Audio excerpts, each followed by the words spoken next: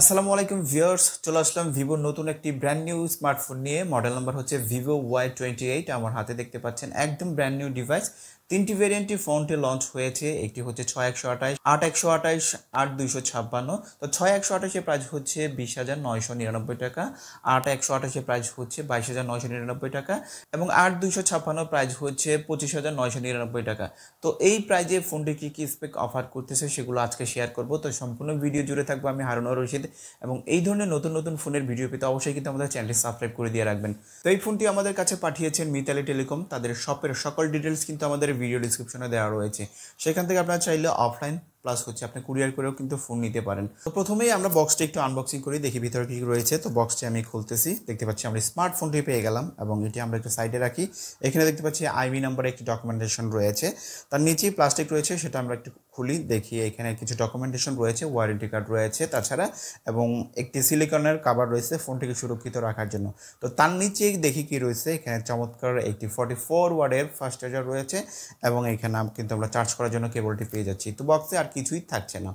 তো এই হচ্ছে ফোনটি, দেখতে পাচ্ছেন। আমি যদি প্রথমে ডিজাইনের কথা যদি বলি, এবং ডিজাইনের কথা বলতে গেলে পেছনের ডিজাইনটা কিন্তু চমৎকারই করা হয়েছে। অ্যাজ ইউজুয়াল ভিভোর ফোনে যেরকম ডিজাইন থাকে ঠিক সেরকমই ভিভোর একদম নিচে কিন্তু ব্র্যান্ডিং করা রয়েছে এবং যে ক্যামেরা বাম্পটা রয়েছে, দুইটা ক্যামেরা প্লাস হচ্ছে একটি এলইডি লাইট আর কোনো লাইট রয়েছে এক্সট্রা, সেটা খুবই চমৎকার। এবং আমরা দেখে পিছনে কিন্তু একটু ম্যাট ফিনিশের মতো। এবং তো ফোনটি কিন্তু দুইটি কালারে পাবেন, একটি হচ্ছে আমার হাতে যেটা রয়েছে ব্ল্যাকের মতো, আর একটি গোল্ডেন কালারের মতো পেয়ে যাবেন।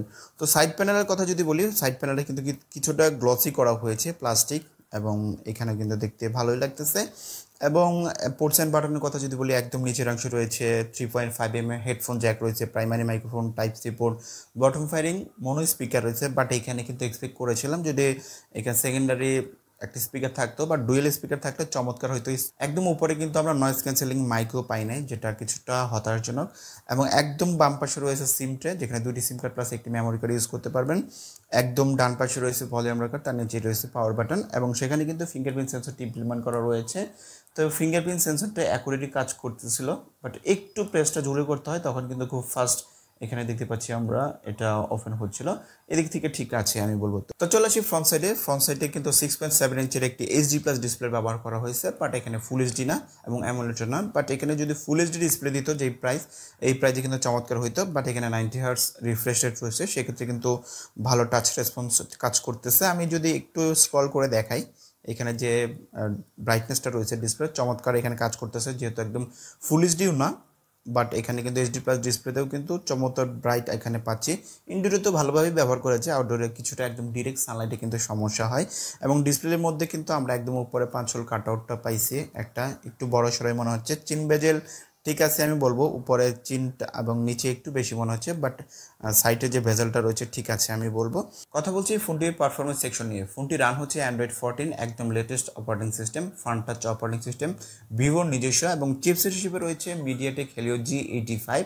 G85 চিপসেটটা একটু পুরনো হলেও ব্যালেন্স চিপসেট, বাট এখানে আরেকটু বেটার চিপসেট এক্সপেক্ট করেছিলাম। এবং এখানে কিন্তু আমরা র্যাম রোম হিসেবে পাচ্ছি তিনটি ভেরিয়েন্ট বললাম, 6128, দেন হচ্ছে 8128 এবং 8256। তো আমার হাতে যে ভেরিয়েন্টটি রয়েছে এটা হচ্ছে 8256। আপনার চাইলে কিন্তু আরেকটু আপনারা নিচে নিতে পারেন। তো এখানে যে ইউআইটা রয়েছে এখানে কিন্তু স্মুথ কাজ করতেছে। এখানে যদি আরেকটু বেটার চিপসেট থাকতো তাহলে কিন্তু আরেকটু বেটার হইতো, বাট এখানে যে চিপসেট দেন হচ্ছে ইউআই, র্যাম রোম বেশি, সেক্ষেত্রে কিন্তু ভালো স্মুথ কাজ করতেছিল। এখানে যে ইউআইটা দিচ্ছে আপাতত কিন্তু কোনো সমস্যা হচ্ছে না। LPDDR4X র্যাম রয়েছে, তো এখানে কিন্তু আমি কোনো প্রকার সমস্যা হচ্ছে না। এবং ব্লুটুথ 5 রয়েছে এবং সব কিছু রয়েছে, এখানে আপাতত কোনো সমস্যা হচ্ছে না। So let's talk about camera section. তো পেছনে আমরা দেখতে পাচ্ছি দুইটি ক্যামেরা ব্যবহার করা হয়েছে, যেটি প্রাইমারি হচ্ছে 50 মেগাপিক্সেলের শুটার এবং সেকেন্ডারি যে শুটারটা রয়েছে 2 মেগাপিক্সেলের। তো এখানে যদি 2 মেগাপিক্সেল বাদ দিয়ে 5 মেগাপিক্সেল দিত তাহলে আরও একটু বেটার হইতো। এবং পেছনের ক্যামেরার ছবির কোয়ালিটি কিন্তু যথেষ্ট ভালো ছিল, আউটডোরে খুব ভালো ছবি দিচ্ছিল। ইনডোরে কিছুটা গ্রেইন লক্ষ্য করা যায় এবং 50 মেগাপিক্সেলের ক্যামেরা দিয়ে কিন্তু ছবি কোয়ালিটি যথেষ্ট ভালো আসছিল। এবং পেছনের ক্যামেরা দিয়ে আপনি সর্বোচ্চ 1080p 30 fps ভিডিও শ্যুট করতে পারবেন। 4Kটা থাকলে আর একটু বেটার হইতো। ফ্রন্ট সাইডের ডিসপ্লের উপর যে 5 হোলটা রয়েছে এখানে কিন্তু 8 মেগাপিক্সেল একটি সেলফি শুটার রয়েছে। তো এটা দিয়েও কিন্তু চমৎকার ছবি আমরা পাচ্ছিলাম। এখানে একদম রেডি টাইপের ছবি কিন্তু এখানে দিচ্ছিল, গ্রেইন টেন লক্ষ্য করে নিয়ে পোর্ট্রেটের ছবি তুলতে পারবেন। চমৎকার কিন্তু অপশন রয়েছে। এবং কথা বলছি ফোনটির ব্যাটারি সেকশন নিয়ে। ফোনটিতে 6000 mAh এর ব্যাটারি ব্যবহার করা হয়েছে, যেটা আমার কাছে খুবই চমৎকার লেগেছে। কারণ হচ্ছে আমি ভিভো ফোনে এত এমপিআর ব্যাটারি পূর্বে কখনো দেখি না। এই ফোনটিতে ব্যবহার করা হয়েছে, লং লাস্টিং পাবেন এবং চমৎকার একটি ব্যাকআপ পেয়ে যাবেন এবং চার্জ করার জন্য কিন্তু 44 ওয়াটের একটি ফাস্ট চার্জার কিন্তু বক্সের সাথেই পেয়ে যাবেন। তো এই দিক থেকে আমার কাছে খুবই চমৎকার লেগেছে এটা। তো এখন আসলে এই ফোনটির ওভারঅল দিক থেকে যদি বলি যে কী ভালো লেগেছে, ভালো হ্যাঁ ডিজাইনটা ঠিক আছে, ভিভোর ফোনের ডিজাইন সবসময় ঠিক আছে, পাতলা বোতলা স্লিম। বাট এখানে যদি খারাপ যেটা আমার কাছে লাগছে, নয়েজ ক্যান্সেলিং মাইক নেই, স্টোরি স্পিকার থাকলে আরেকটু বেটার হইতো।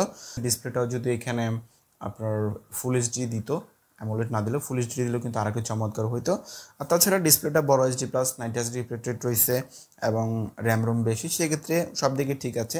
তো আমি বলবো ফোনটি আসলে কারা নেবেন, যারা আসলে একটু ব্যাটারি ব্যাকআপ ভালো চাচ্ছেন, একটু রাফ অ্যান্ড টাফস ইউজ করবেন, ডিসপ্লেটা বড়, সেক্ষেত্রে তারা এই ফোনটি নিতে পারেন ব্যাটারি ব্যাকআপের জন্য। এবং যেহেতু G85 মোটামুটি গেম খেলা যায় এই ফোন দিয়ে, চমৎকার। যারা গেমার রয়েছেন তারা কিন্তু এই ফোনটি ইউজ করতে পারবেন, যেহেতু ব্যাটারি ব্যাকআপটাও ভালো পাবেন, তারা কিন্তু এই ফোনটি নিতে পারেন। তো ওভারঅল এই ছিল ভিডিও, আই হোপ ভালো লেগেছে। যদি ভালো লেগেই থাকে আমাদের চ্যানেলটি সাবস্ক্রাইব করে দেবেন এবং দেখা হবে অন্য কোনো নতুন একটি স্মার্টফোন নিয়ে। তো আজকে এখানে শেষ করবো, খোদা হাফেজ।